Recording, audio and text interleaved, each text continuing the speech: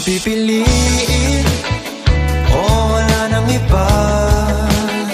Ikaw ang panalangin na makasama hanggang sa pagtanda. At lagi kong ulitin, ipapalala sa'yo, ikaw ang panalangin, ikaw ang panalangin.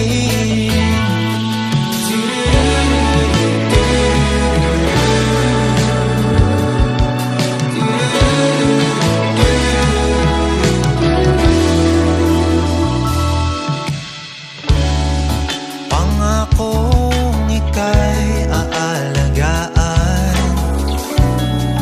ibibigay lahat, pati ang